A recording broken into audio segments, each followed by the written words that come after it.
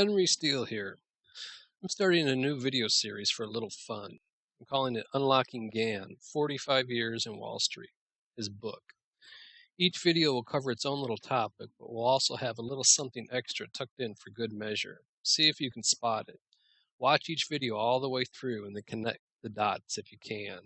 If the time's right for you, it'll be easier than you're expecting to connect those dots. But if the time is wrong for you to find the dots, don't discount the surface information in these videos, because it's also very valuable.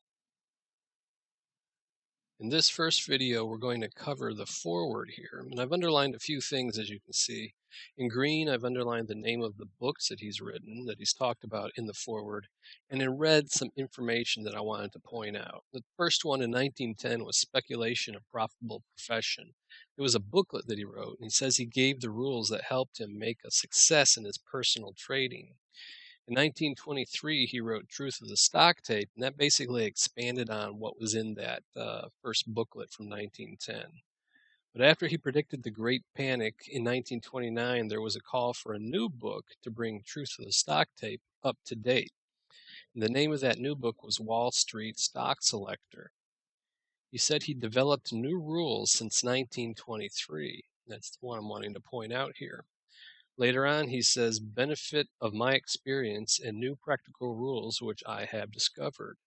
So he updated his book, The Wall Street Stock Selector, in 1935 with the new stock trend detector.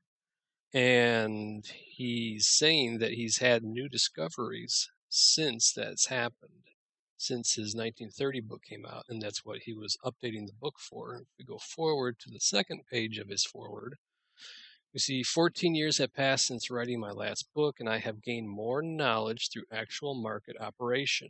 45 years in Wall Street, I underlined new discoveries. It says, I am now in my 72nd year.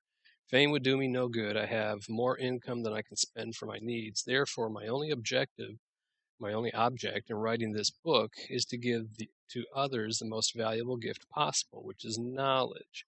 So the one thing that I'm really wanting to point out here is, scroll down, the point of the first video is this: Gann continued to learn his entire life. As such, he developed new rules between each book that he wrote.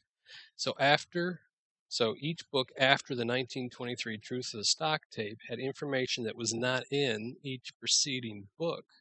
As a result, you can find information in Gann's later books that is not in his earlier work. As an example, 45 Years in Wall Street has information that is not in his other books, including The Tunnel Through the Air.